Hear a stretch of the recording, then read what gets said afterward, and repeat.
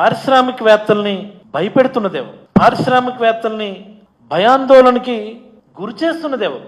ఒక్కసారి ఈ 1 yearలో మీరు చేసినటువంటి అకృత్య, పారిశ్రామికవేత్తల మీద మీరు చేస్తున్నటువంటి దాడులు, మీ మనుషులు చేస్తున్నటువంటి దాడులు ఒక్కసారి మనం రీక్యాప్ చేద్దాం. మనం ఒకసారి ఆ జమ్మలమడుగు ఏరియాలో దేశంలోనే పేరుగాంచినటువంటి పారిశ్రామికవేత్త అదానీ గ్రూప్ వాళ్ళది పంప్డ్ స్టోరేజ్కి సంబంధించినటువంటి ఆఫీస్ మీద ఎవరు దాడులు చేశారు?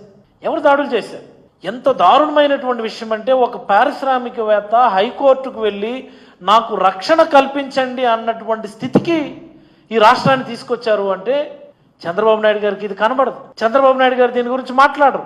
మళ్ళీ ఇదే చంద్రబాబు నాయుడు గారు పారిశ్రామికవేత్తల దగ్గరికి వెళ్ళి అరాచక పాలన మళ్ళీ నేను రానివ్వను అంటారు. ఇంతకంటే అరాచక పాలన ఇంకోటి ఉంటుందా? ఇంతకంటే దౌర్భాగ్యం ఇంకోటి ఉంటుందా?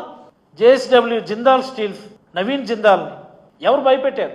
కడపలో స్టీల్ ప్లాంట్ కడతానని వచ్చినటువంటి వ్యక్తిని అక్రమ కేసులు కట్టి భయపెట్టి నిందితుడిగా చూపించి ఈ రాష్ట్రం నుంచి తరిమేసింది ఎవరు? చంద్రబాబు గారు కాదా? ఎవరు భూతం? ఏం మాట్లాడుతున్నారు మీరు? ఎక్కడికి వెళ్ళి మాట్లాడుతున్నారు మీరు?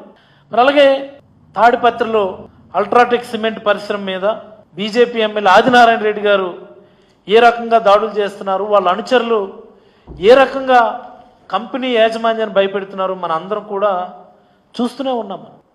పల్నాడు జిల్లాలో 2 cement factory, Chettinad cement factory, Bhavya cement, ఇద్దరు కూడా వాళ్ళ సిమెంట్ ఫ్యాక్టరీలకి తాళాలు వేస్తారు.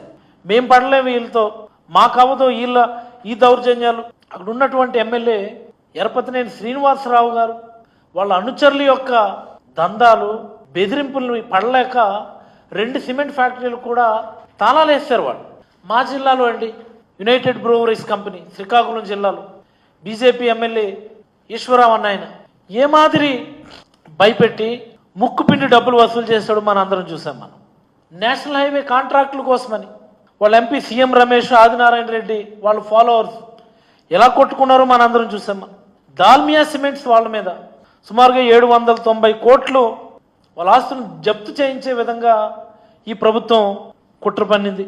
మైహోమ్ సిమెంట్స్ పైన వాళ్ళ గనులు తవ్వకాల మీద అనేకమైనటువంటి ఆంక్షలు పెట్టారు.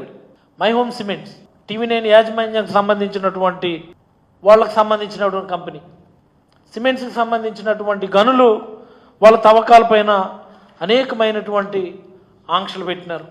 ఎంత దౌర్భాగ్యం! అనకాపల్లి జిల్లా కోకోకోలా కంపెనీ వాళ్ళ మీద అక్కడ ఉన్నటువంటి జనసేన ఎమ్మెల్యే విజయ్ కుమార్ దాడులు చేయించలేదు. ఇప్పుడు లేటెస్ట్గా సరికొత్త ప్రయోగం నకిలీ స్టాంపులు. అడేవిడ ఎమ్మెల్యే సురేంద్రబాబు. ఇలాంటి ఆలోచనలు ఎవరికైనా వస్తాయా? ఇలాంటి ప్రయోగాలు ఎవరైనా చేయగలరా? చికెన్ ట్యాక్స్, చికెన్ అమ్మకాల మీద కేజీకి 10 రూపాయలట.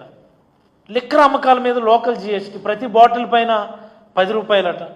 కృష్ణపట్నం పోర్టు యాజమాన్యం మీద ఏ రకంగా దాడులు చేశారో మనందరం చూసాం. మనం పారిశ్రామికవేత్తల మీద దాడులు చేస్తూ, పారిశ్రామికవేత్తల్ని భయపెడుతూ, పారిశ్రామికవేత్తల్ని ఈ రాష్ట్రం నుంచి తరిమేస్తూ, మళ్ళీ అదే పారిశ్రామికవేత్తల దగ్గరికి వెళ్ళి జగన్మోహన్ రెడ్డి గారి పరిపాలన భూతం లాంటిది, ఆ భూతాన్ని మళ్ళీ రానుందని చెప్పి మాట్లాడుతున్నటువంటి అతిపెద్ద భూతం నారా చంద్రబాబు నాయుడు గారిని ఈ సందర్భంగా నేనైతే అభిప్రాయపడతా ఉన్నాను.